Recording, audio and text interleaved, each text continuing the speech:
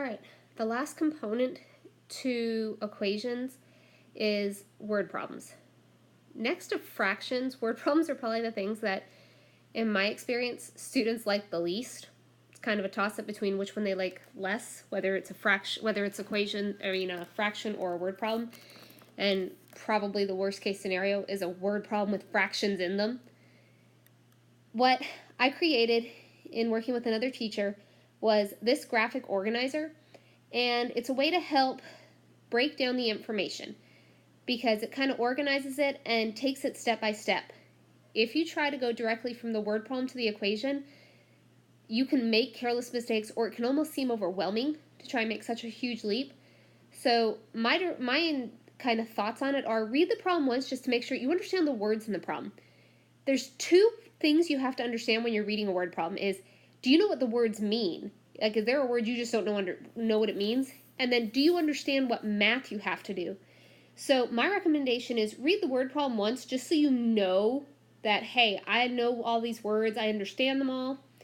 If you don't know what a word means, please ask a teacher, get a dictionary, use your context clues to figure out anything you don't know.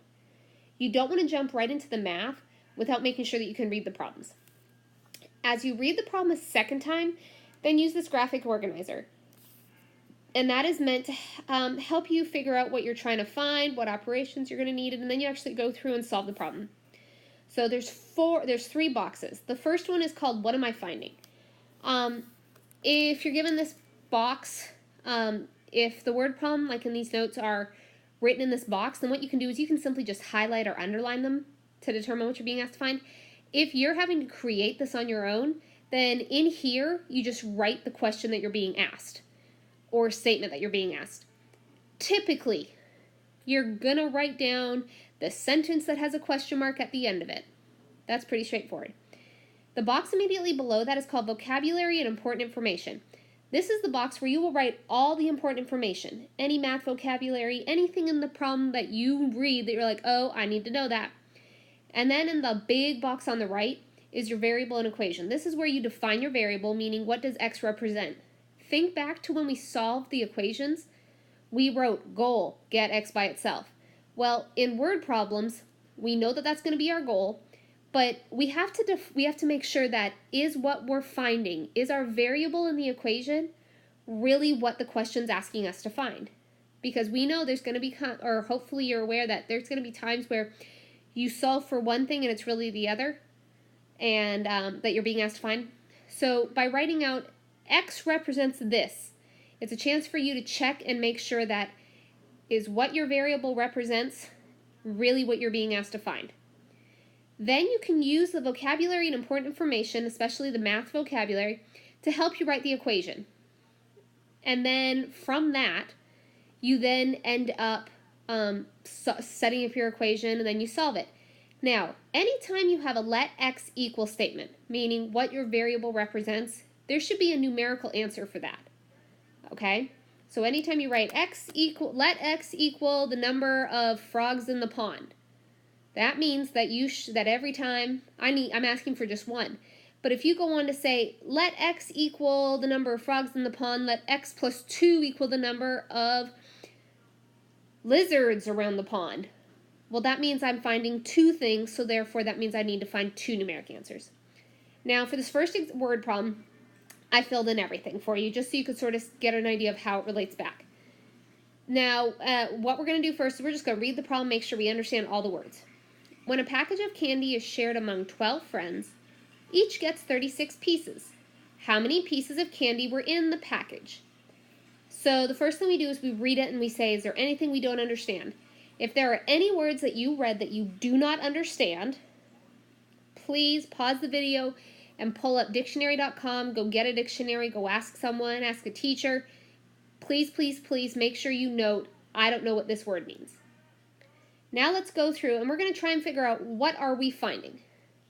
So for the box, what am I finding? Well, remember, I gave the clue. Look for the question mark. How many pieces of candy were in the package? Question mark. That's going to be my question. So that's what we're finding. So in the what am I finding box, that's where I write how many pieces of candy were in the package. And you don't have to go word for word. It could be pieces of candy in package or something to that effect, but usually what are you finding? Write the question there. Then we go through the vocabulary. When a package of candy is shared among 12 friends, each gets 36 pieces. How many pieces of candy were in the package? So one thing that I did forget to include down here in vocabulary and important information is it's shared among 12 friends. And we know that there's a total of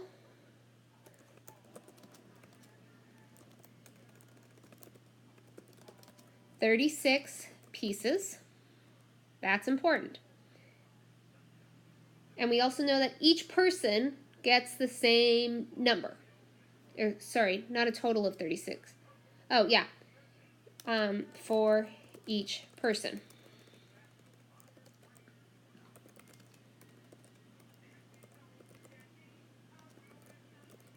So we know there's a total of 36 pieces for each person.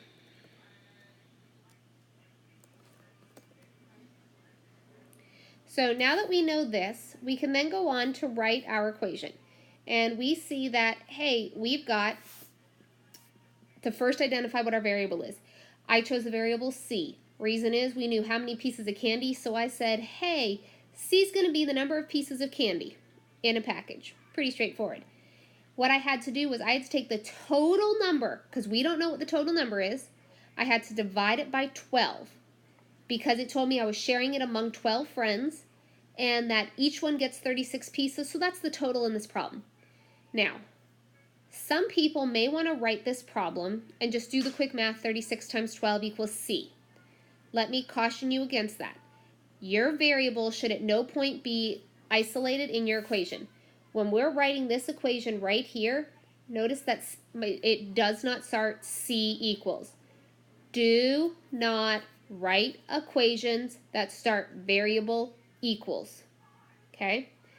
That comes into play when we go to solve the equation. But when you are writing that initial equation, that first equation from the word problem, it needs to start, your variable has the operations with constants and then equals and your total. Okay? Isolating the variable by itself, meaning you're putting variable equals, is not a 7th grade equation. Okay? So, we then know that we have to do the inverse of division, which is multiplication. We do 36 times 12 and we get C equals 432 pieces of candy. Make sure you have that unit on there. We know that units are a big deal. So 432 pieces of candy. Now let's make sure. Did we find what we were being asked? How many pieces of candy were in the package? 432 pieces of candy. Our variable that we solved for is what we are being asked to find, so therefore word problem number 1 is complete. Let's take a look at word problem number 2. Randy has $36. The amount he has is $2 more than half the amount his sister has. How much does his sister have? First thing we do is we say, do we understand every word in that problem? If we don't, I want you to pause the video, so therefore you can go ask someone, look at dictionary.com, or look at or pull out a dictionary, so that you know every word in that problem and what it means. Now what we have to do is figure out, what am I finding? Find the question mark. How much does his sister have? Boom, that goes in that box. So now we know, hey, this is what we're finding. For vocabulary and important information, some things that stand out to me. Randy has $36. That's my total. So that's how we knew that. The amount he has is 2 more than, more than means plus 2, or more than means plus, and it's 2 more than, so it's plus 2. Half the amount means I'm going to have to divide by 2. His sister has. How much does his sister have? So first we're going to start with, let's define our variable. Let's pick a variable. A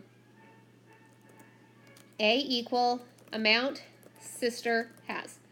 So we have to say, hey, A is the amount that his sister has. Now let's set up our equation. We know that it's going to be equals 36 because under important information we see total of 36 equals 36. 2 more than is plus 2, so we're going to be adding 2 to something. And then it says half the amount. So if A is the amount and we're talking about half, we know we have A divided by 2. Now we can go through and we can solve our equation.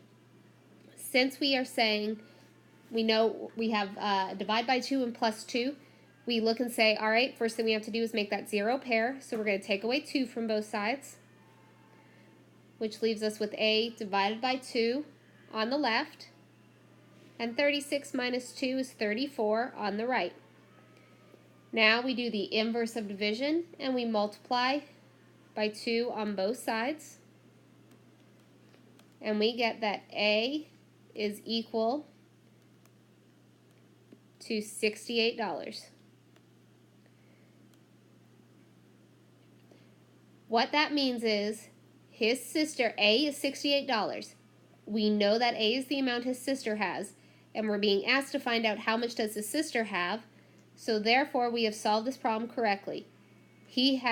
Randy has 2 more than half the amount his sister has. So Randy has $36 and his sister has $68. That is how you solve the second question. Going on to example 3, or word problem 3. Notice that each time I'm taking a little bit more away from them so that there's a little bit more for us to do. Number 3, 5 envelopes contain the same amount of money. After $14 is removed, $36 is left. How much was in each envelope? All right, so same thing. We've read it once. Pause the video if there are any words you just don't know what they mean. So now that we are confident we know what all the words mean, let's go through and figure out what are we finding. Look for the question mark. How much was in each envelope?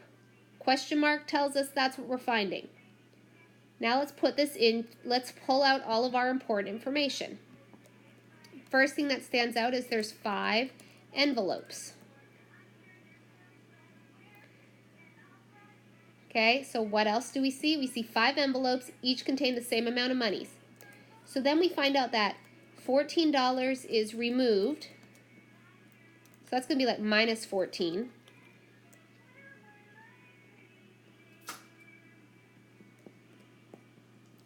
And now we know that $36 is left.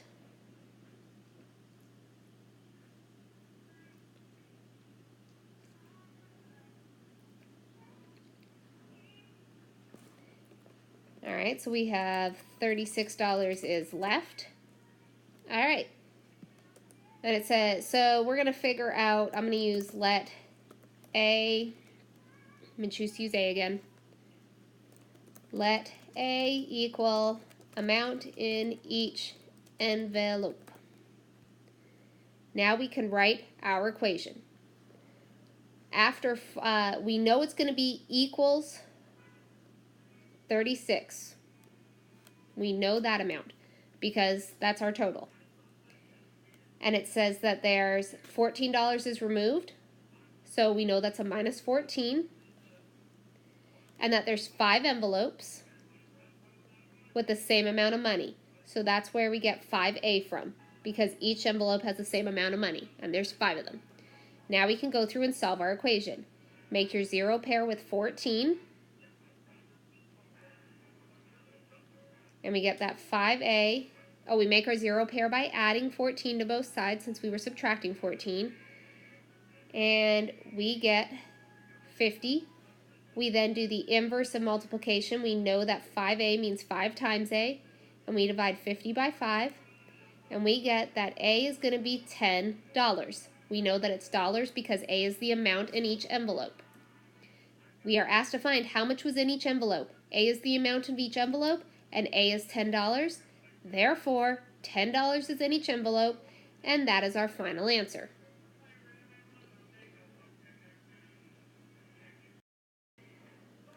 Let's go to the next example. The sum of 3 consecutive even integers is 132. What are the 3 integers? Pause the video if you don't know what any of the words mean and go look it up or ask someone. Now that we all understand all of the words, the first thing we have to do is figure out what are we being asked to find. What are we finding? We are finding what are the 3 integers. Pretty straightforward, I think. And now we're being asked to find what is all the important information. So the first thing that I see is sum, which means to add. Consecutive means in a row. Moving along, we have that the total will equal 132. That's the easy part. If I'm being totally honest with you, this is the hardest type of problem for students. It inevitably shows up. But it is the most difficult one for students to tackle. So, we're going to have, for these let statements, we're going to start with let n equal the first integer. Remember that there's 3 integers, so what it's saying is that this plus this plus this is going to equal 132. And we know that they're all even. We know that all 3 of them are even, so 2 goes into all of them. We know that they're in a row because it says it's consecutive, so that's like saying 2, 4, 6, 4, 6, 8, 6, 8, 10. It could be 22, 24, 26. We could go about it that way. Could you guess and check? Yes. Could it take forever? Yes. You cannot take 132 divided by 3, and this is why. Because when you divide 132 by 3, it's going to give you one number. But you don't have that number 3 times, because that number 3 times is not 3 even numbers in a row. So let's just, for example, let's just pick something random. So let's pretend I picked the number 6, or we'll go 16. The next even number for 16 is going to be 18. Again, I'm just guessing numbers, okay? To get from 16 to 18, we added 2. So if 16 is the first number, to add 2 gets you the second number. So taking this back to our words in our setup, or our variables in our setup, if n is the first number, we know that n plus 2 is the second even integer. Now we can go 16, 18, 20. This is where students go, oh, just add another 2. However, we're adding another 2 to the 18, right? And the 18 is the second number. What would I do to get from the first integer to the second one? Or excuse me, from the first integer to the third integer? We don't add 2, we in fact add 4. So we would say let n plus 4 equal the third even integer. You can also think of it this way. If you thought of it as, hey, I'm adding 2 to the 18, what we did is 18 was made up of n plus 2, so n plus 2 plus 2, or combine like terms and get 2 plus 2 is 4, n plus 4 is 20. That right there is probably the most confusing part for students to kind of grasp. Now we can go ahead and we can write our equation. We have n plus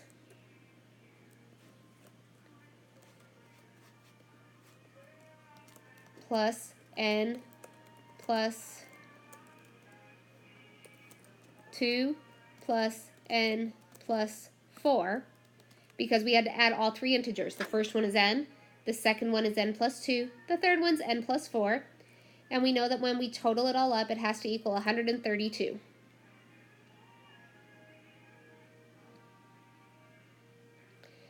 That is our equation. If we wanted to combine like terms, because we're going to have to eventually anyways, we can go through and combine like terms and say we have 1, 2, 3 n's plus 2 plus 4 is 6, and that's going to equal 132. Now we can go about solving our equation as we normally have. Take away 6 from both sides.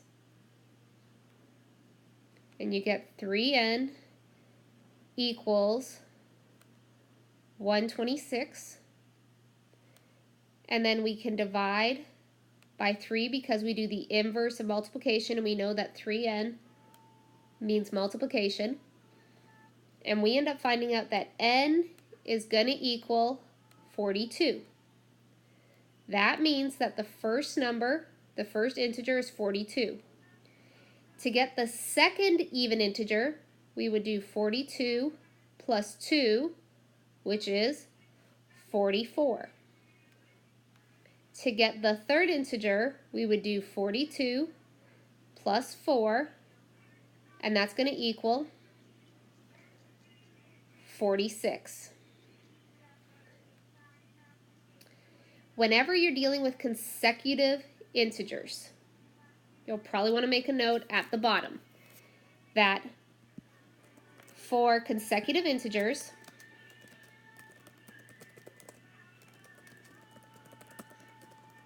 if they are even or odd, you're going to end up adding. It's going to be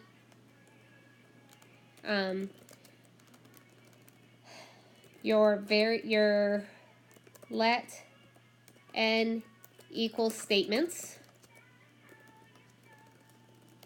will be n plus 2, n plus 4. If they are just consecutive, your let n equal statements will be n plus 1, n plus 2. And let me kind of break this down a little bit better for what I mean by this. We saw with the even one why skip counting by twos. For odds, a lot of times students go, well, if they're odds, if even is 2, 4, 6, then odds should be 1, 3, 5, but it's not. Let's take a look at 15, 17, 19. To get from 15 to 17, I don't add 1, I add 2. I'm still skip counting. So whether we were doing 16, 18, 20, or 15, 17, 19, to get from the first one to the second one, we still added 2. To get from the first one to the fourth one, we added 4.